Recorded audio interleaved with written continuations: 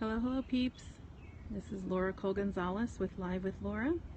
I just want to take a few minutes. So many of you have been asking me about the vertical garden that my husband built me last year for my birthday. Surprised me with this vertical garden. It was an organic vertical garden, and so many of you asked how he built it. So I'm just going to take you on a quick tour of how he built it and just show it to you up close. So he built this base. So I want to show you the base. So see that he's got the one piece of wood on the bottom, and then he basically made it into a T, so it became upright, so that became the legs of the pallet itself to stand on.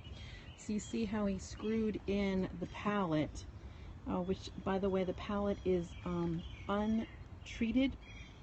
It's not a treated pallet, so make sure when you're building it you get an untreated pallet, because you don't want the chemicals leaking into your garden. So he actually created the base so it's higher up off the ground, so it helps keep the groundhogs away and the bunny rabbits and anything else that might try to eat our garden.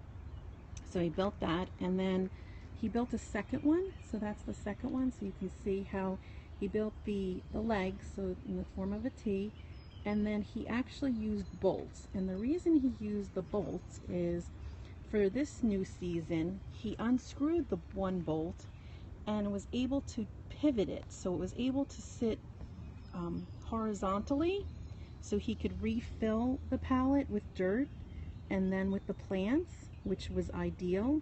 Because a lot of folks say, well, how do you fill an upright pallet, you know, with dirt? How does that work? Doesn't the dirt fall out? So he was able to design it so that it pivots and it sits almost like a table, and then you can fill it and go from there. So he also put on the back of the pallet like a screening, which you can get at the garden supply center.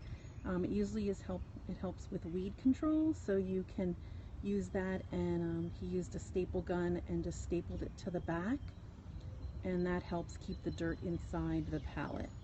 So that's how he did it. Again, he surprised me with this beautiful garden last year, which I found to be so therapeutic. It was a great wellness tool.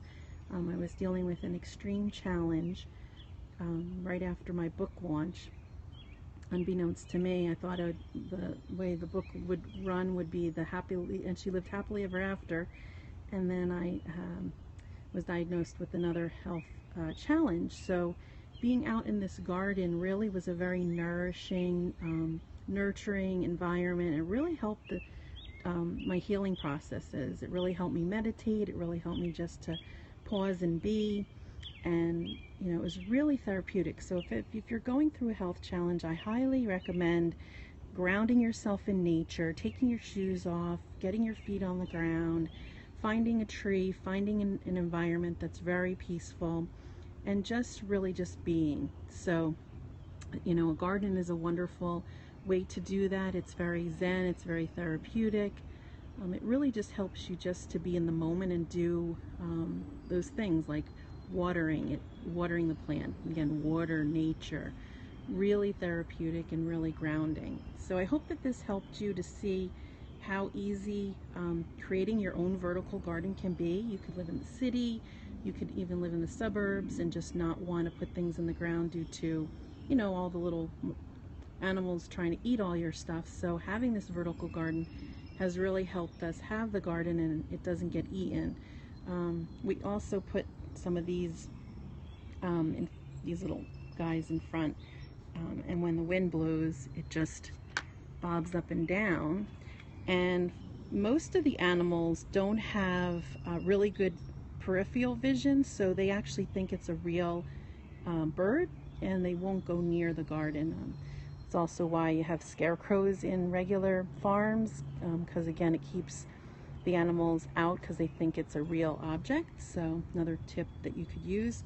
And then the other tip is my husband had purchased this. It's called a scarecrow sprinkler, and it actually has on the front of it, it has a sensor.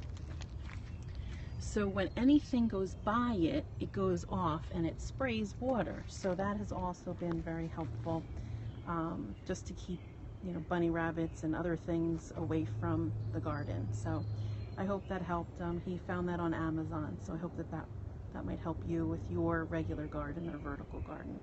If you want more information, please go to my Facebook page, which is facebook.com/Live with Laura, and leave a comment. Let me know what you're growing. Post a picture.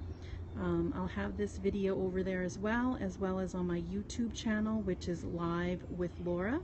So thanks again and have an amazing day.